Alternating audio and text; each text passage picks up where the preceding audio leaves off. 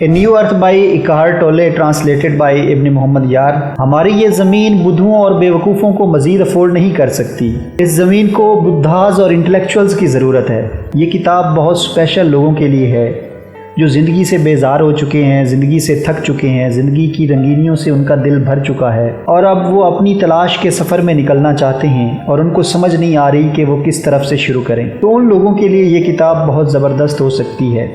آج کی جدید دنیا میں ٹینشن، ڈپریشن، انگزائٹی اور اس طرح کی جتنی بھی مسائل ہیں، بیماریاں ہیں، چاہے وہ ذہنی بیماریاں ہیں، جسمانی بیماریاں ہیں یا پھر روحانی بیماریاں ہیں، ان بیماریوں کی بنیادی وجوہات کیا ہیں ان کو جاننا بہت ضروری ہے۔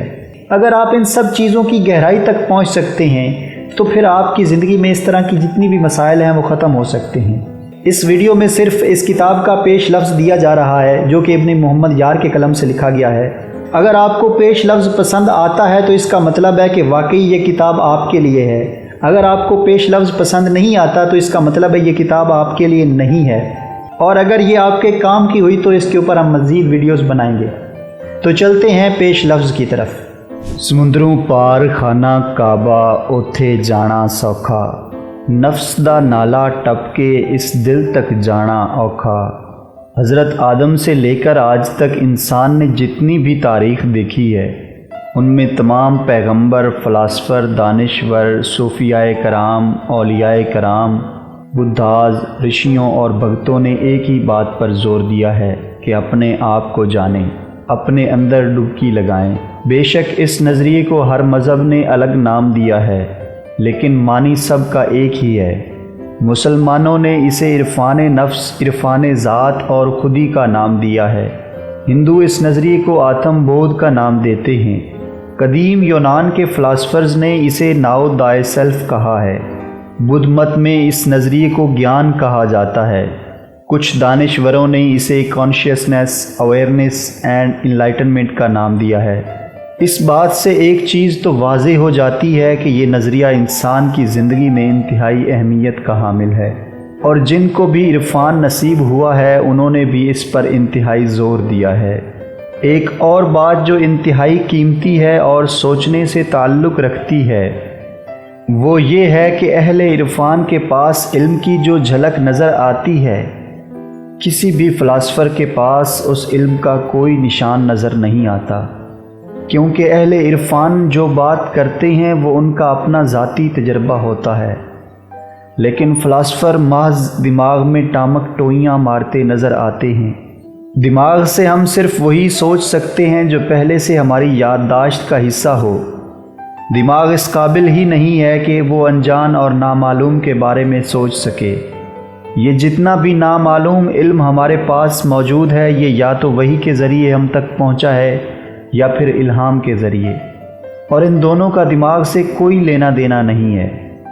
تو یہاں پر ایک بات تو صاف ہو جاتی ہے کہ اہل عرفان کی اپنی ایک الگ دنیا ہے جس تک ایک عام انسان بنا عرفان حاصل کیے نہیں پہنچ سکتا۔ اس کائنات میں جتنی بھی مخلوقات موجود ہیں وہ سب جس طرح پیدا ہوتی ہیں اسی طرح مر جاتی ہیں، یعنی ایک بلی پیدا ہوتی ہے اور بلی ہی مر جاتی ہے، ایک گائے کی طرح ہی پیدا ہوتی ہے اور گائے ہی مر جاتی ہے، تمام پودے اور درخت بھی جس طرح پیدا ہوتے ہیں اسی طرح مر جاتے ہیں، لیکن صرف انسان اکلوتی مخلوق ہے جو بے پناہ امکانات لے کر پیدا ہوتی ہے۔ یہ صرف ایک بیج کی مانند ہے، اور بیج میں کیا چھپا ہے کوئی کچھ نہیں بتا سکتا۔ یہ کچھ بھی ہو سکتا ہے، یہ ہٹلر، اسٹالن، ہلاکو، چنگیز خان اور سکندر بھی ہو سکتا ہے، اور یہ رومی، بسطامی، سلطان باہو، گنج شکر اور کلندر بھی ہو سکتا ہے۔ یہ گرے تو اسفل السافلین میں جا گرتا ہے اور اٹھ جائے تو احسن تقویم کا درجہ پا لیتا ہے، کیونکہ یہ ایک بیج ہے۔ یہ ایک تناور درخت بھی ہو سکتا ہے اور محض بیج رہ کر ہی اس دنیا سے رخصت ہو سکتا ہے۔ اللہ تعالیٰ نے اس کے بارے میں قرآن مجید میں کئی جگہ پر ذکر کیا ہے۔ کبھی انسان کو سب سے اشرف کہا ہے، کبھی انسان کو جانوروں سے بھی بدتر کہا ہے، کبھی انسان کو ذلیل کہا ہے، کبھی انسان کو بھولا اور کم ہمت کہا ہے، کبھی انسان کو لا علم کہا ہے، کبھی انسان کو احسن تقویم کہا ہے، اور کبھی اسفل السافلین کہا ہے۔ قرآن کے علاوہ تمام صوفیوں کی زندگی بھی ایسے واقعات سے بھری پڑی ہے کہ کبھی کوئی زاہد بھٹک کر بے راہ روی کا شکار ہو جاتا ہے، کبھی کوئی بھٹکا ہوا برائی میں لتھڑا ہوا سنبھل کر ولی اللہ بن جاتا ہے۔ اسی لیے تو کسی صوفی نے کیا خوبصورت بات کی ہے، بہکا تو بہت بہکا، سنبھلا تو ولی ٹھہرا، اس خاک کے پتلے کا ہر رنگ نرالا دیکھا۔ انسان اس کائنات کا عظیم ترین راز ہے، لیکن بہت کم انسان ایسے ہوتے ہیں جو کہیں اور جانے کے بجائے اس راز کی کھوج لگاتے ہیں، کیونکہ انسان اکیلا اس دنیا میں آیا ہے اور اکیلے ہی اس دنیا سے روانہ ہو جائے گا، اور پھر اسے اپنے وجود سے ہی پالا پڑے گا۔ لیکن اگر وہ اپنے آپ کو جانتا ہی نہیں ہوگا تو وہ اپنی اس نادانی پر آنسو بہائے گا، اور باہر انسان جتنا بھی بھٹک لے، جتنے بھی جتن کر لے، کہیں پر پہنچنا نہیں ہوتا۔ ایک خالی پن اور ایک بے سکونی مسلسل انسان کو چبھوکے مارتی رہتی ہے، اور انسان خود کو نامکمل محسوس کرتا رہتا ہے۔ لیکن وہ اس کاملیت کو پورا کرنے کے لیے مادی چیزوں کا سہارا لیتا رہتا ہے، اور اسے لگتا ہے کہ مادی چیزوں کو اکٹھا کر لینے سے شاید وہ کچھ پورا ہو جائے گا، لیکن ہر بار اس کا یہ بھرم سراب ثابت ہوتا ہے۔ سکندر نے بھی اسی دوڑ میں آدھی دنیا فتح کر لی، لیکن جب موت آئی تو اس کی آنکھوں میں آنسو تھے، اور ڈاکٹروں سے چند لمحے کی مہلت کی بھیک مانگ رہا تھا تاکہ اپنی ماں سے مل سکے، لیکن وہ روتے روتے بھکاری کی موت مر گیا۔ اس کی ساری دولت اس کے کچھ کام بھی نہ آ سکی۔ صرف سکندر ہی نہیں، دنیا کا ہر انسان سکندر کی طرح بھاگ دوڑ کرتا ہے۔ وہ کاملیت کو حاصل کرنے کے لیے دولت، شہرت اور عزت اکٹھی کرتا رہتا ہے، لیکن اس کا ادھورا پن ادھورا ہی رہتا ہے، اور موت اس کو آ لیتی ہے اور اس کا سارا قصہ تمام کر دیتی ہے۔ انسان کتنا بھولا اور پاگل ہے کہ وہ ایک چھوٹی سی بات سمجھ نہیں پاتا کہ اس کا جسم فانی ہے اور اس کے پاس محدود وقت ہے۔ وہ صرف جسم نہیں بلکہ روح بھی ہے، پھر بھی اس کی تمام دوڑ دھوپ جسم کے آرام کے لیے ہوتی ہے، لیکن جسم تو جلد یا بدیر مٹی ہونے والا ہے، اور وہ روح کی طرف دھیان ہی نہیں دیتا۔ یہی وجہ ہے کہ انسان بے چین اور بے قرار رہتا ہے، جسے جدید میڈیکل آج ڈپریشن، انگزائٹی اور ہائپر ٹینشن کا نام دیتی ہے، وہ بھی دراصل اسی روح سے دوری، حقیقت سے دوری اور اپنے مرکز سے دوری کا سبب ہے۔ لیکن انسان کتنا بھولا ہے کہ وہ پھر بھی اسی جسم کے علاج میں لگا رہتا ہے۔ روگ کوئی اور ہوتا ہے، دوا کوئی اور کرتے رہتے ہیں۔ ہماری روح ہماری توجہ کے لیے بلکتی اور تڑپتی رہتی ہے، اور ہم محض جسم کے بارے میں فکر مند رہتے ہیں، اور اس کے علاج کے لیے اپنی تمام دولت خرچنے پر راضی ہو جاتے ہیں۔ سکون ہمارے مرکز اور ہماری روح میں ہے، اور ہم محیط میں ہی بھٹکتے بھٹکتے مر جاتے ہیں۔ اگر کوئی ماہر نفسیات یا ڈاکٹر اس بات سے اختلاف کرے تو اسے صوفیاء کی زندگی کا مطالعہ کرنا چاہیے۔ اسے معلوم ہوگا کہ ان کی زندگی دنیاوی چیزوں کے معاملے میں کتنی پرسکون اور آرام دہ ہوتی ہے۔ ان کو صرف ایک ہی بے چینی اور فکر ہوتی ہے، اور وہ ہے قرب الہی۔ اس کے علاوہ وہ ہر دکھ، درد اور ٹینشن سے آزاد ہوتے ہیں۔ 3 لفظ، انسان، زندگی اور موت، بہت بڑا فلسفہ ہیں۔ ہر فلاسفر، دانشور، صوفی اور رشی کا ان 3 لفظوں سے واسطہ پڑتا ہے، اور یہی 3 لفظ ہی انسان کو مجبور کرتے ہیں کہ وہ صرف مرنے کے لیے تو پیدا نہیں ہوا، کوئی راز ہے جو ابھی ظاہر نہیں ہوا ہے۔ یہی جستجو انسان کو اپنے اندر ڈبکی لگانے کے لیے مجبور کرتی ہے۔ موت نے انسان کو مرنے سے پہلے جاگنے پر مجبور کیا، لیکن مجبور صرف وہی ہوتے ہیں جن کو اپنی موت دکھائی پڑتی ہے۔ باقیوں کے لیے موت صرف ایک جھوٹا لفظ ہے۔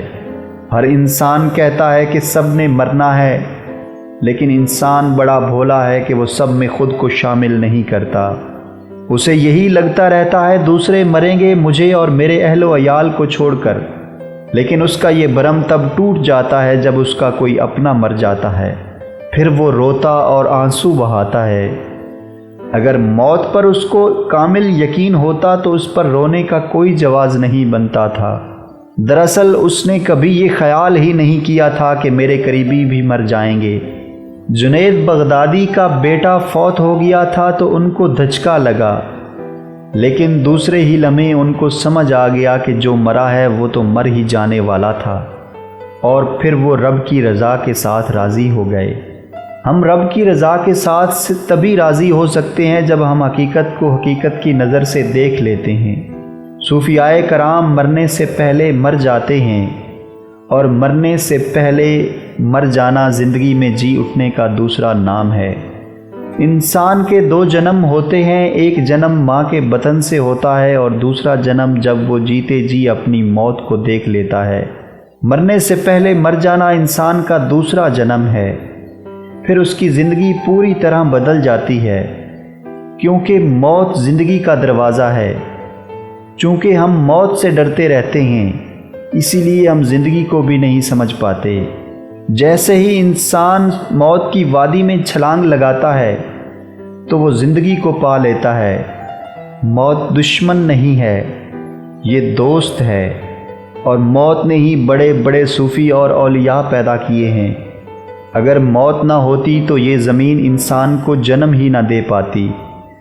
موت اپنے دامن میں زندگی کے بے پایاں سمندر کو چھپائے ہوئے ہے، اور ہم موت سے ہی ڈرتے رہتے ہیں، تبھی تو ہم زندگی سے غافل رہ جاتے ہیں، کیونکہ موت سے ڈرنے والا شخص زندگی سے بھی ڈرتا رہتا ہے۔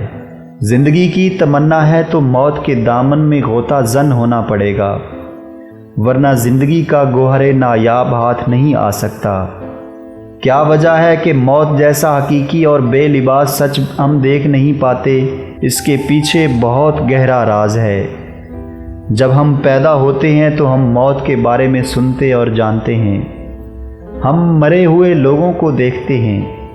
اس وقت ہمارا شعور اتنا پختہ نہیں ہوتا، شعور یہ سمجھ نہیں پاتا کہ مرنا کیا ہوتا ہے اور مر جانے کا مطلب کیا ہے۔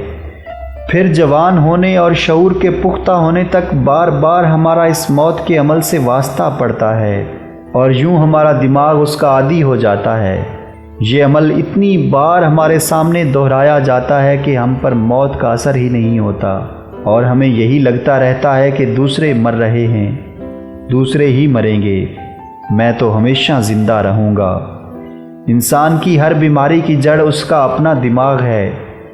دماغ کبھی ماضی کے بوجھ تلے دبا ہوا ہے تو کبھی مستقبل کے خوابوں میں الجھا ہوا ہے۔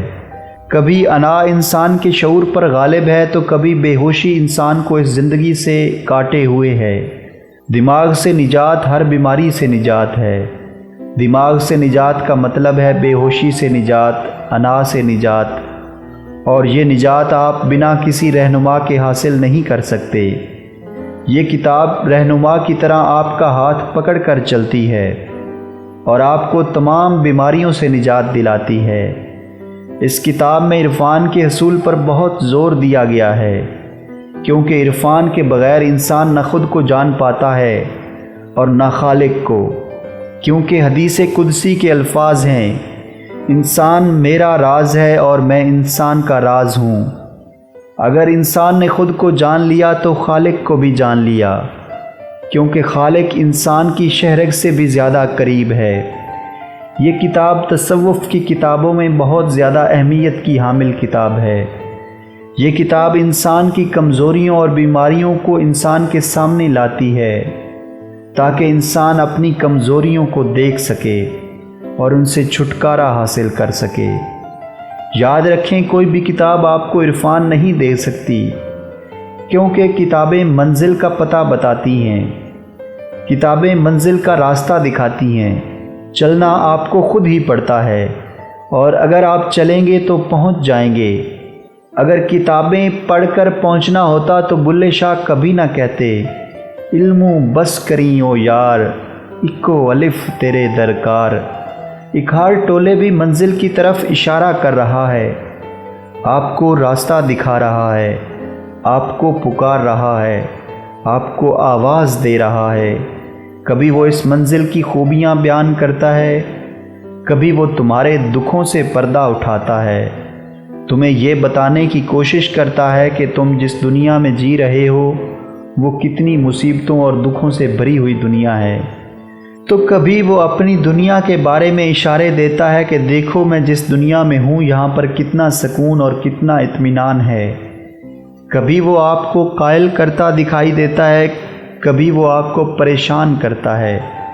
وہ پوری کوشش کرتا ہے کہ اس سے پہلے کہ موت تم سے یہ زندگی اور یہ جسم چھین لے، تم پہلے ہی اس جسم اور زندگی کو موت کے حوالے کر دو۔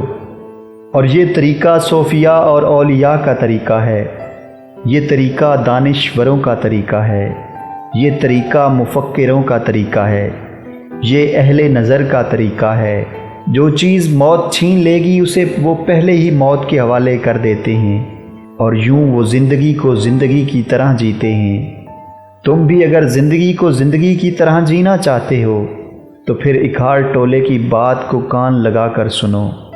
اگر تم موت سے خوف زدہ ہو، اگر تم دکھوں سے تنگ آ چکے ہو، اگر زندگی تمہیں بوجھ لگتی ہے، اگر تم خودکشی کا سوچتے رہتے ہو، اگر تم ڈپریشن کے مریض ہو، اگر تم پریشان حال ہو، اگر تم کو بہت ساری بیماریوں نے گھیر رکھا ہے، اگر تمہارا دل ٹوٹ چکا ہے، اگر تمہیں زندگی کا مطلب سمجھ نہیں آ رہا، اگر تم ہر چیز سے بیزار ہو چکے ہو، تو پھر یہ کتاب تمہارے لیے ہے۔ اٹھاؤ اس کتاب کو، نکلو کسی پرسکون جگہ کی تلاش میں اور اس کتاب کو پڑھنا شروع کر دو۔ دھیرے دھیرے تمہیں محسوس ہوگا کہ تمہاری ہستی کے بند دروازے کھلنے لگے ہیں اور اکھاڑ ٹولے تمہیں ایک نئی دنیا میں، ایک نئی سرزمین میں خوش آمدید کہہ رہا ہے۔ ابن محمد یار۔